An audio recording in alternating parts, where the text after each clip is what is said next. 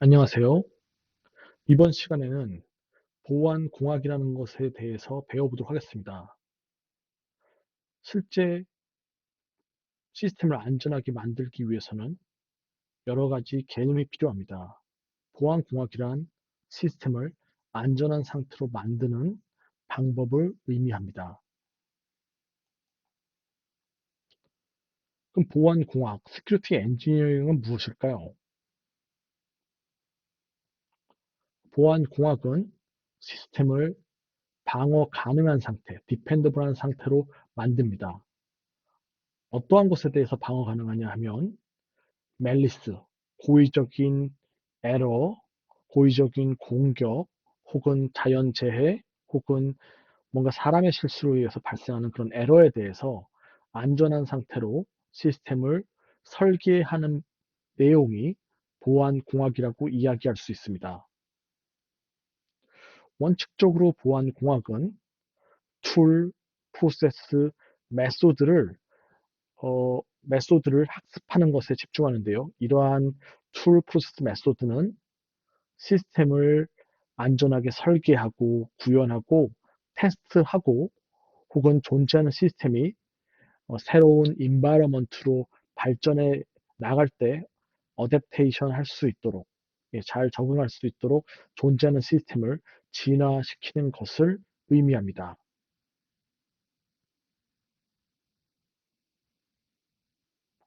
시스템을 안전하게 만들기 위해서는 다음과 같은 프레임워크가 필요합니다. 이 프레임워크는 크게 네 가지 컴포넌트로 구성되어 있고 어, 우리가 시스템을 안전하게 만들기 위해서는 이 네 가지 컴포넌트가 모두 중요합니다.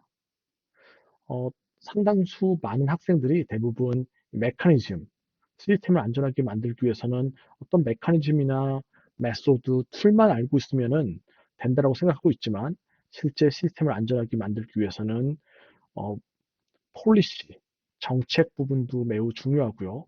그리고 메커니즘, 시스템을 안전하게 만드는 방법도 중요하고요. 그리고 어슈어런스라고 해서 각 메커니즘에 대해서 우리가 가지고 있는 신뢰의 어떤 정도도 매우 중요하고 또한 인센티브라 그래서 시스템을 안전하게 보호하기 위해서 사람들이 가져야 되는 사람들이 시스템을 안전하게 만들기 위한 동기를 불러일으키는 인센티브 또한 매우 중요합니다. 여기서 폴리시라고 우리가 이야기하는 것은 우리가 달성하고 싶은 목표예요. 실제 왜 폴리시가 중요하냐면은 많은 사람들이 실제로 우리가 달성해야 되는 시큐리티 골을 정확하게 수립하지 못하는 경우가 매우 많습니다. 그래서 실제로는 우리가 메커니즘을 가지고 있더라도 우리가 달성하려는 고이 정확하지 않다면은 시스템이 안전하지 않을 수 있겠죠. 그래서 정확하게 우리가 이 시스템에서 달성하려고 하는 시큐리티 골들이 무엇인지 그 보안 정책을 정확하게 수립하는 것이 매우 중요하다고 생각할 수 있습니다. 또한 폴리시 메커니즘이 있더라도 실제 시스템이 얼만큼 안전한지에 대해서 우리가 평가할 수가 없다면은 정말 우리가 안전성을 적절하게 어, 적절하게 제공하고 있는 건지에 대해서 명확하게 말을 하지 못할 것입니다. 그래서 실제로는 각 메커니즘이 제공하고 있는 어떤 신뢰의 정도 또한 매우 중요한 컴포넌트로 얘기할 수 있습니다. 이러한 세 가지 폴리시, 메커니즘, 어슈어런스가 있더라도 사람들이 이 시스템을 안전하게 보호할 필요가 없어 라고 느낀다면은 더 이상 그런 메커니즘도 보안 정책을 수립하려고도 그리고 시스템이 얼마만큼 안전한 건지를 분석하려는 그러한 모티베이션을 갖고 있지 않겠죠. 그래서 사실은 예를 들어서 예전에 굉장히 많은 개인정보 보호 사건이 우리나라에서 많이 발생했었는데 개인정보가 노출되더라도 이것에 대해서 심각한 페널티들이 각 회사에 대해서 없다면은 회사 입장에서는 굳이 그러한 개인정보를 보호하기 위한 정책도 메커니즘도 그리고 잘 보호되고 있다는 어슈어런스도 제공하지 않을 것입니다. 따라서 마지막 컴포넌트인 인센티브 또한 매우 중요한 우리가 시스템을 안전하게 만들기 위해서는 매우 중요한 요소라고 생각할 수 있습니다. 어, 이번 시간에는 메커니즘 어슈어런스 그리고 인센티브에 앞서서 먼저 시큐리티 폴리시에 대해서 좀 집중해 보려고 합니다. 시큐리티 폴리시를 이 시큐리티 폴리시의 중요성을 설명하는 좋은 예제가 될 것 같아서 다음에 예제를 갖고 왔습니다. 911이라고 부르는 미국에서 벌어졌던 가장 끔찍한 테러리스트 공격 중에 하나이죠. 예. 여러분은 기억하시나요? 이 911은 실제 이슬람의 과격 그 테러 단체인 알카에다가 미국을 상대로 저지른 여러 건의 테러리스트 사건들을 묶은 것입니다. 정확하게는 4개의 비행기를 이용한 예, 피격 테러를 다룬 묶어서 우리는 911 테러리스트 어택이라고 부릅니다. 그렇게 부르는 이유는 2001년도 이게 9월 11일에 화요일 아침에 발생했었던 테러 사건이었기 때문에 우리가 그 9월 11일 날짜를 따서 911 테러리스트 어택이라고 부르고 있습니다. 잠깐 영상을 보시죠.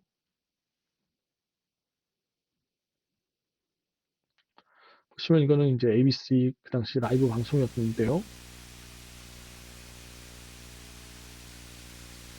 예, 지금 미국의 무역센터 빌딩에 예, 항공기가 부딪혀서 사고가 나는 것을 볼 수 있습니다. 예, 굉장히 많은 사람들이 실제로 인명 사상이 났었고 또 저도 이 사고가 난 이후에 뉴욕을 방문했었는데 실제 빌딩이 폭파했는데 지금까지 미국은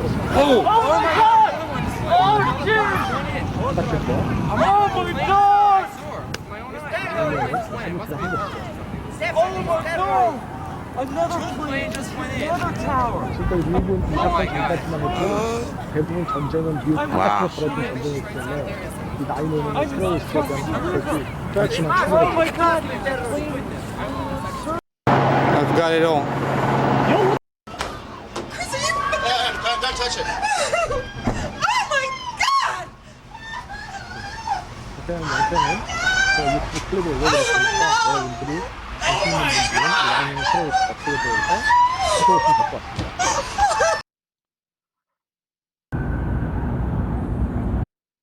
제가 이 911 테러리스트 어택에 대해서 이러한 일이 있었다, 그런 이야기를 하려고 했던 건 아니었고요. 실제 이 시기에 어떤 문제 때문에 이러한 끔찍한 테러리스트 어택이 발생할 수밖에 없었는지 그 이유에 대해서 설명하고자 합니다. 이 당시에, 이 당시에 우리가 항공기에, 지금도 여러분이 이제 비행기 타보려고 그러면 여러 가지 금지되어 있는 제품들이 있죠. 항공기에 탑승할 때 가지고 갈 수 있는. 그 중에 당연히 총기류라든지 무기류 같은 거를 저희가 소지하고 비행기를 탑승할 수 없습니다. 이 시기에 다음과 같은 이제 오른쪽에 있는 이런 우리가 맥가이버 칼이라 부르는 스위스 아미 칼이라고도 부르는 이러한 제품에 만능 도구죠. 손톱깎이도 들어있고 여기는 지금 USB도 들어있고요. 그리고 이런 캔을 이렇게 딱 따는 이런 칼 같은 거 들어있고 이러한 이런 종류의 칼들은 허용이 됐어요. 정확히 말해서는 약 3인치 정도의 크기를 갖는 나이프까지는 허용이 됐습니다. 실제 사실 이 테러리스트 어택이 발생했을 때 테러리스트들은 이 비행기를 어떻게 탈취했냐 하면은 사실 이러한 3인치까지 허용이 되는 정말 아주 이런 작은 칼을 이용해가지고 이제 실제 승무원을 협박하고 비행기를 탈취할 수 있었던 거죠. 이러한 이 하이제킹 사건으로부터 우리는 어떤 교훈을 얻을 수 있을까요? 이게 이 공항 시큐리티 관점에서 어떠한 문제점이었을까요? 여러분도 잘 아시겠지만 우리가 이제 비행기 탑승할 때 엑스레이 검사라 그래서 우리가 우리 몸에 불법적인 어떤 금속 도구를 갖고 있는지 혹은 마약을 갖고 있는지 이런 것들을 여러 가지를 검사하는 절차 같은 걸 여러분이 알 수 있을 겁니다. 그래서 실제로는 실제 불법적인 무기를 못 가져가도록 이러한 테러리스트 사건들을 방지하기 위한 여러 가지 메커니즘들을 가지고 있죠. 이러한 메커니즘들이 잘못된 것일까요? 이런 메커니즘에서 이걸 놓친 것일까요?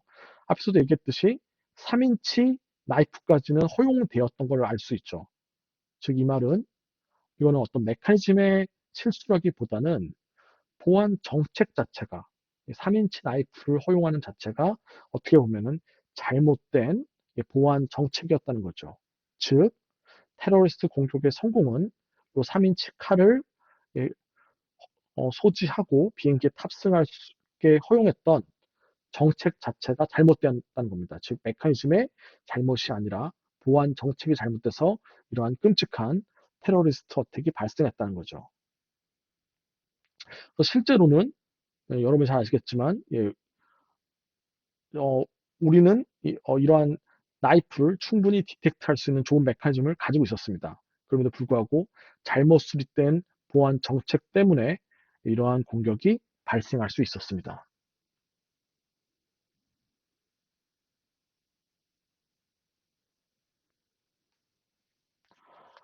어, 이제 그 당시에 이제 어떤 정책 자체가 어떤 나이프가 허용되느냐 하면서 이제 다음과 같이 이제 컨디션을 넣었어요. 그러니까 이제 비행기 탑승할 때 이걸 검사하는 이제 그런 보안 직원들이 다음과 같은 내용을 보고 그 내용 조건에 해당이 되면은 그 나이프를 허용했다는 겁니다. 그래서 보시면은 아까 제가 3인치라고 얘기했는데 그걸 조금 더 정확하게 보시면은 블레이드는 2.36인치보다 더 작거나 혹은 길이에서 6cm보다 더 작으면은 허용할 수 있을 거예요. 그래서 요런 애들, 요런 칼들은 허용이 됐습니다. 블레이드의 너비가 약 0.5인치보다 크지 말아야 되고요. 예. 또 이 나이프는 락킹하거나 픽스된 블레이드를 갖고 있지 말아야 됩니다. 이렇게 고정된 블레이드가 아니라 이렇게 집어넣을 수 있어야 된다는 거죠. 이런 식으로 이런 식의 나이프는 이제 허용이 됐었는데 이러한 나이프 또한 테러리스트 공격에 사용될 수 있던 위협인 것을 사전에 모르고 정책적으로 허용해줬다는 거죠. 그래서 중요한 것은 이제 보안 메커니즘도 중요하지만 실제 우리가 세운 메커니즘 자체가 우리가 세운 보안 정책 자체가 정말로 위험한 위협 보안 공격을 발생시키는 것을 유효하게 막고 있는 보안 정책인지가 매우 중요한 이슈라고 생각할 수 있습니다. 실제로 이 911 사건 이후로 이 공항에서의 여러 가지 보안 정책들이 바뀌는데 그 중에 한 보안 정책 중에 하나가 더 이상 이런 길이 인치에 상관없이 어, any kind of knife를 허용하지 않도록 보안 정책이 바뀌었습니다. 어, 두 번째 예제를 제가 좀 소개해 드리고 싶은데요. 여러분도 잘 아시는 공인인증서입니다. 한국에서 우리가 이러한 공인인증서를 많이 사용하고 있죠. 근데 대부분 여러분은 이 공인인증서를 사용하실 때 공인인증서를 어디에 저장하시나요? 뭐 오늘날 스마트폰에도 많이 뭐 저장할 수도 있고요. 여러 가지 스토리지 디바이스에 저장할 것 같은데 실제로는 굉장히 많은 사람들이 사용자의 하드디스크에 이 공인인증서를 저장했습니다. 잘 아시다시피 사실 사실 이 공인인증서뿐만 아니라 이 공인인증서에 이제 쌍이 되는 프라이빗 키까지 고려해서요. 예. 그럼 프라이빗 키와 공인인증서 하드디스크에 저장이 됐어요. 혹은 뭐 경우에 따라서는 뭐 스마트폰이라든지 그리고 USB 외장 메모리 같은 것에 이제 저장이 되죠. 여러분이 잘 아시다시피 이 프라이빗 키는 이 개인 키는 나중에 다음 주에 배우겠지만 다음 주 혹은 요 저희가 크립토그래피를 배울 때 배우겠지만 이 개인 키는 그 사용자를 개인 키를 우리가 인증해 사용하는 경우 개인 키를 당연히 갖고 있으면은 그 사용자라는 것을 우리가 증명하는 데 사용될 수가 있어요. 즉 인증 보안의 자체가 결국 이 개인 키의 유무에 따라 달라집니다. 근데 하드디스크라는 거는 더 이상 안전한 스토리지 디바이스가 아니죠. 사실 이 하드디스크에 있는 다양한 데이터들은 이 하드디스크를 읽을 수 있는 권한이 있는 프로세스에 의해서 얼마든지 읽어갈 수가 있습니다. 대단 아시겠지만 우리가 사용하고 있는 많은 파일 시스템에서 하드디스크에 저장되는 경우에 외부의 공격자, 특히 윈도우즈 오퍼레이팅 시스템에서는 어, 어플리케이션 설치되면은 하드디스크에 있는 대부분의 영역들을 읽어갈 수 있기 때문에 실제 사용자의 프라이빗 키를 탈취할 수 있는 위협이 있었죠. 이거는 뭐에 대한 실수였을까요? 이 보안 정책에서 우리가 어떤 실수를 한 걸까요? 실제 우리가 세운 잘못된 보안 정책은 프라이빗 키 같은 정말 중요한 보안 자산을 하드디스크에 저장하는 것을 허용해 줬다는 것이 저희가 갖고 있는 가장 큰 문제였던 거죠.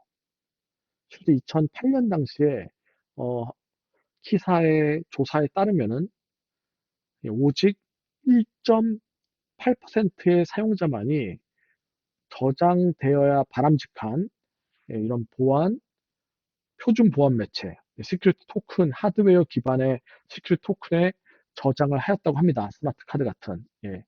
그 나머지 98.2% 사용자들은 안전하지 않은 스토리지에 저장했다는 거죠. 그 당시에 맨 처음에 이 공인인증서의 개념이 나왔을 때 한국에서는 이 공인인증서를 이제 널리 사용하기 위해서 보급률에 이제 포커싱하다 보니까 사용자들이 불편한 것을 줄이려고 노력을 했고, 그래서 하드디스크라든지 뭐 이런 이동식 디스크에 저장하는 것을 허용했고, 그러다 보니까 실제로는 대다수 사용자들은 굳이 비싼 돈을 들여서 스마트 카드 같은 걸 산다든지 그런 좀 번거로운 이런 하드웨어 토큰들을 이용하지 않고 그냥 자기의 PC에 하드디스크에 저장됐었고, 이것이 오늘날 이런 개인 키가 탈취되는 여러 가지 보안 위협들을 발생시키는 원인이 되었다고 생각할 수 있습니다. 다음에 또 하나 제가 예제를 들고 싶은데요. 사라 펄린이라고 미국의 이제 그 대통령 선거에 이제 부대통령 선거에 후보로 나왔었던 여자분입니다. 예, 그 사라 펄린이라고 있었는데요. 이 사라 펄린의 그 야후 이메일 계정이 2008년도에 해킹되었던 사례가 있었어요. 왜 이런 해킹이 발생했는지를 살펴볼게요.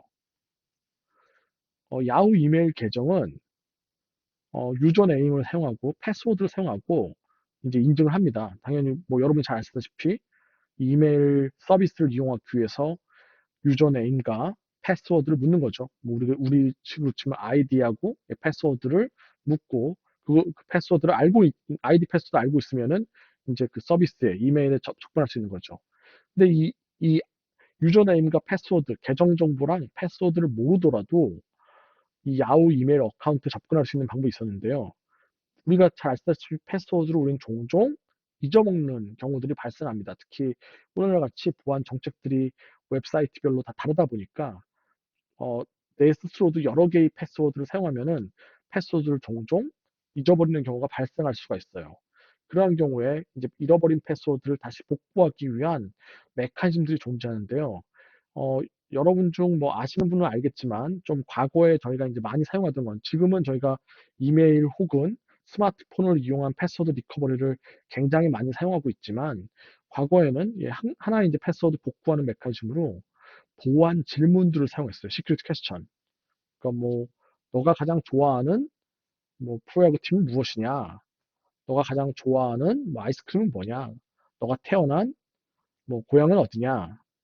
뭐 너의 첫 번째 뭐 애완동물의 이름은 무엇이냐? 이런 식으로 여러분만이 알 것 같은 개인적인 질문을 던져서 그 개인적인 질문을 뭐 3개 이상 혹은 2개 이상 맞추면은 뭐 계정에 대한 패스워드를 복구해 준다든지 이런 정책들을 사용했습니다. 그걸 우리는 security question, 보안 질문이라고 이야기를 하고요. 그런데 재미난 게 이런 보안, 즉 우리가 패스워드를 알아서 접근할 수도 있고 요 보안 질문에 대한 답변을 알고 있으면은 패스워드를 모르더라도 접근할 수 있잖아요.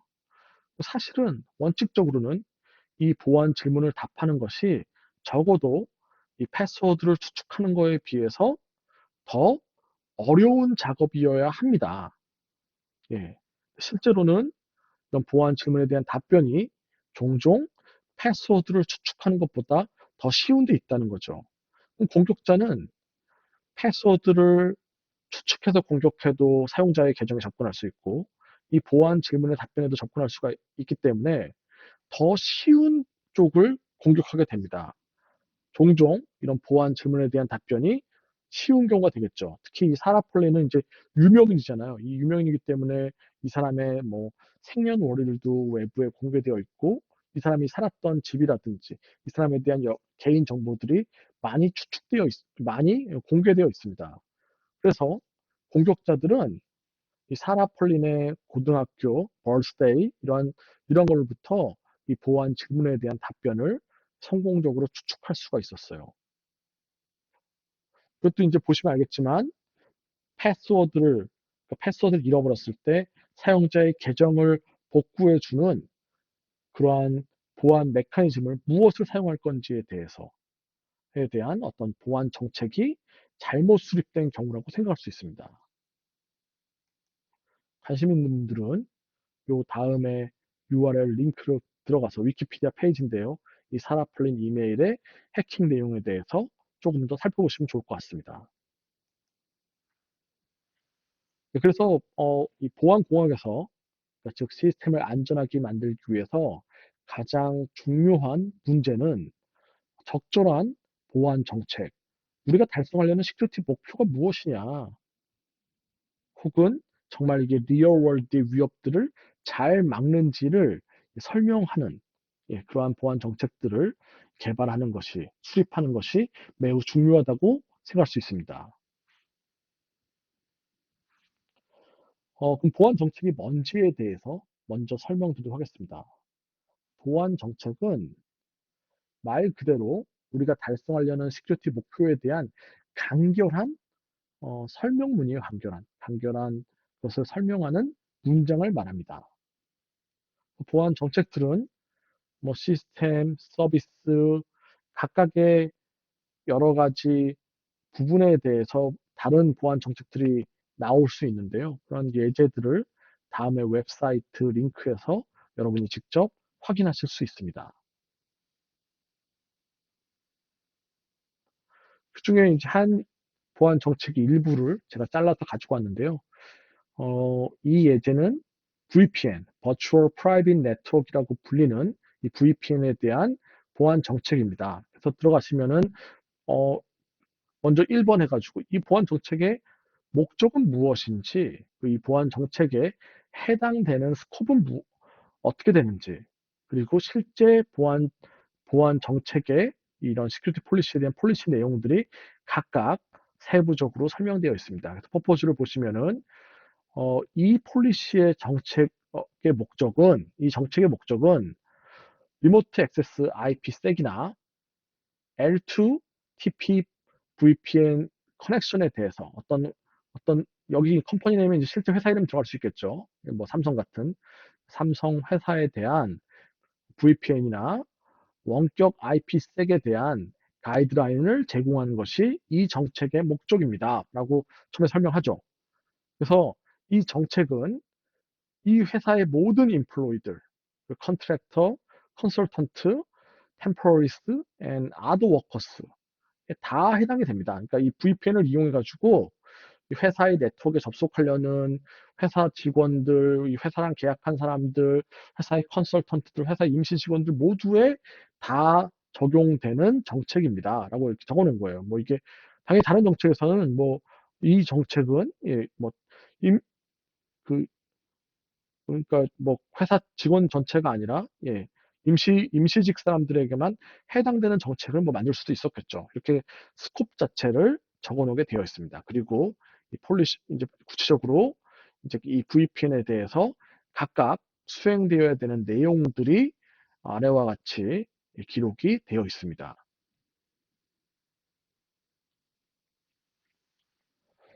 어, 그것을 이제 조금 더 이제 개념화 시킨 건데요. 예.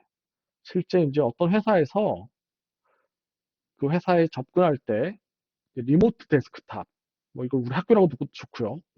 리모트 데스크탑을 통해서 이 회사에 있는 서버를 접근할 수 있도록 그런 서비스를 제공하려 그래요. 그래서 리모트 데스크탑을 통해서 우리는 회사의 서버도 접속을 하고, 그리고 회사의 파일 서버도 접속을 하고, 그리고 회사의 어떤 커넥트된 디바이스들도 접속할 수 있도록 만들고 싶습니다. 우리가 그게 이 회사에서 갖고 있는 어떤 목적이었다고 생각해 볼게요.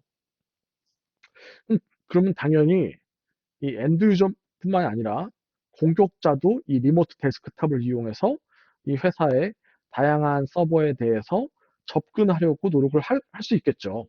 우리가 보안 관점에서 살펴본다면은. 그러면은 이러한 리모트 데스크탑을 우리가 허용할 때 어떤 보안 정책들이 필요할까요? 이런 공격자를 효과적으로 막으려면 혹시 어떤 아이디어 있나요? 보통 우리가 리모트 데스크탑을 이용할 때 이 리모트 데스크탑에서 정상적인 회사 직원인지 아닌지를 어떻게 판단을 하죠? 보통 우리가 이제 아이디 패스워드 기반의 사용자 인증을 많이 사용을 할 겁니다. 근데 만약에 여러분이 잘 아시다시피 패스워드 자체는 예, 일반적으로 우리가 시크릿 키에 비해서 상당히 취약하죠. 그래서 공격자가 패스워드를 브루트 포싱으로 게싱하는 게 가능할 수 있습니다. 그래서 그러한 패스워드를 브루트 포스로 게싱하는 공격들을 막기 위해서 여러 가지 보안 정책들을 수립할 수가 있겠죠. 그 중에 하나는 이제 사용자가 반드시 이러한 패스워드 게싱 어택에 대해서 취약하지 않은 패스워드를 선택하도록, 리모트 데스크탑 서비스를 이용할 때는 선택하도록 저희가 어떤 패스워드에 대한 정책들을 세울 수가 있죠. 패스워드를 더 길이가 긴 패스워드를 사용해야 된다든지, 혹은 이전에 알려져 있는 해킹된 블랙리스트에 포함되어 있는 패스워드는 사용하지 못하게 한다든지, 이제 그런 것들이 저희가 이러한 공격자, 리모트 데스크탑을 이용해서 공격하는 공격자를 막기 위한 보안 정책이 될 수 있을 겁니다. 또, 이 리모트 데스크탑을 이용하는 IP 어드레스를 제한할 수도 있어요. 저희가 특정 사원들의 IP 어드레스를 갖고 있는 경우에만 접근할 수 있도록 RDP를 아무 디바이스에 사용할 수 있는 게 아니라 허용한, 우리가 사전에 회사에서 허용한 장치에서만, 기기에서만 들어올 수 있도록 IP 어드레스를 허용할 수도 있을 거고요. 또 대부분 이제 어태커가 이런 RDP 프로토콜을 사용하는지 사용하지 않는지를 이제 체크하기 위해서 어떤 포트 넘버를 이용할 테니까 RDP에 대한 기본 포트 넘버가 3,389번인데 이 3,389번 포트를 사용하는지 사용하지 원래는 우리가 사용하는데 그 디폴트 포트 대신에 다른 포트 넘버로 이 RDP 서비스를 이용할 수 있도록 만들면은 이제 공격자 입장에서는 실제 3,389번 트라이 해봤는데 포트가 닫혀 있네. 이 회사는 리모트 데스크탑을 허용하지 않는구나. 이제 그렇게 오해할 수 있도록 포트 넘버를 바꾸는 그러한 정책들도 우리가 당연히 수립해 볼 수 있을 것입니다. 이런 보안 정책들이 뭐 이러한 RDP를 이용한 공격을 100% 맞는다 그런 이야기는 아니겠지만 예, 당연히 이 공격에 대한 어떤 RDP를 이용하는 공격의 위협들을 줄이는 데는 분명히 효과적으로 사용될 수 있을 것입니다. 자, 그러면 이제 지금까지 왜 보안 정책이 뭔지, 보안 정책은 제가 이제 간결한 스테이트먼트라고 그랬죠. 예. 우리가 달성하려는 프로텍션 골에 대한, 예. 그럼, 그리고 이 보안 정책이 왜 필요한지는 이제 앞에서의 여러 가지 예들을 통해서 여러분이 이미 잘 이해했을 거라고 믿습니다. 근데 종종 우리가 이 폴리시를 정의하는 데 있어서 굉장히 많은 실수를 합니다. 사실 보안 정책은 굉장히 누구와 읽더라도 오해하지 않도록 클리어해야 되고 굉장히 포멀하게 정의가 돼야 되거든요. 그래도 불구하고 종종 우리가 이제 만약에 내가 이런 보안 정책을 정의하는 위치, 관리자가 된다면은 실제 보안 정책을 잘못 보안 정책을 잘못 어, 정의하는 경우가 굉장히 많습니다. 여기서 제가 일부 보안 정책이 잘못 수립된 예제들을 보여드릴게요. 그리고 여러분은 이러한 보안 정책의 어떤 부분이 잘못된 것인지에 대해서 한 번씩 생각해 보시면 좋을 것 같습니다.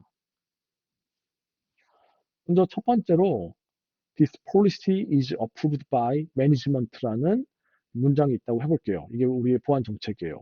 이 정책은 매니지먼트라는 그런 디파트먼트에 의해서 승인이 됩니다. 라고 이제 얘기를 한 거죠. 예. 그럼 어떤 문제가 있을까요? 그냥 우리가 얼핏 봐서는 뭐 큰 문제가 없어 보이죠. 매니지먼트는 디파트먼트에 의해서 어프로브 되는 거다. 그런데 사실 제가 이제 여기서 문제점으로 얘기하고 싶은 거는 여기서 디스폴리시라는 부분입니다. 실제 이러한 그 우리가 이렇게 셀프 레퍼런스, 자기가 이제 보안 정책을 정의하는 건데 그 안에서 보안 정책을 또 얘기하는 건 디스폴리시라고 얘기하는 거잖아요. 이런 것들은 포멀하게 표현하는 걸 굉장히 어렵게 만들어요. 그래서 실제 이 보안 정책이 그걸 굉장히 어렵게 만들기 때문에 이러한 셀프 레퍼런스는 저희가 피하는 것이 좋습니다. 디스폴리시 대신에 구체적으로 이 폴리시에 대한 네임을 넣어가지고 이 폴리시를 정의해 주는 것이 향후 이 폴리시가 지켜지고 있는지 지켜지고 있지 않은지를 우리가 베리파이 하려고 증명하려고 할 때 검증하려고 할 때 훨씬 더 유용하게 사용될 수 있습니다. 두 번째 폴리시인데요. All steps shall obey the security policy XXX. 이건 이제 모든 스텝들은 요 XXX라는 요 보안 정책을 잘 따라야만 합니다. 라는 것을 우리가 적은 거예요. 이거 보안 정책 적은 겁니다. 그러니까 스콥을 이제 적을 때 스콥에서 이제 모든 스텝들은 이걸 잘 따라야 된다라고 이제 정의를 한 거죠. 이게 어떤 문제가 있을까요? 여기서 제가 이제 얘기하고 싶은 거는 여기서 이제 XXX가 뭐 이상하다 뭐 이렇게 얘기할 수 있는데 XXX는 그냥 이 폴리시 어떤 이름이라고 생각하시면 되고 또 다른 폴리시. 예. 여기서 제가 얘기하고 싶은 거는 이게 너무 애매해요. 뭐 문법적으로도 여기 스텝스 S가 빠졌네요. 예. 사실 이 시큐리티 폴리시 XXX를 오베이 한다는 것이 정확하게 어떤 의미인지가 명확하지가 않습니다. 그래서 우리는 정확하게 뭘 해야 된다는 거야. 스텝들은 뭘 해야 되는 거지? 라는 것을 정확하게 알기 어렵습니다. 그 다음 폴리시로 data shall be available only to those with a need to know 라고 또 다른 폴리시가 있다고 해볼게요. 그럼 뭐냐면은 데이터는 오직 available 해야 된다. 누구한테 available 하냐면은 need to know, 알 필요가 있는 사람한테만 이렇게 주어져야 된다. 그 사람들이 많이 접근할 수 있도록 해야 된다. 그런 의미인 거죠. 여러분이 딱 느끼기에도 뭔가 좀 어색하죠. 그래서 도대체 need to know는 우리가 어떻게 결정할 수 있지? 도대체 누가 이 need to know를 결정한다는 거야? need to know보다는 뭐 이 데이터는 어떤 레벨 2 직급을 가지고 있는 사람이라든지 뭐 어떤 XXX 프로젝트에 참여한 사람이라든지 그런 게 이제 구체적으로 주어지는 것이 올바른 시큐리티 폴리시겠죠.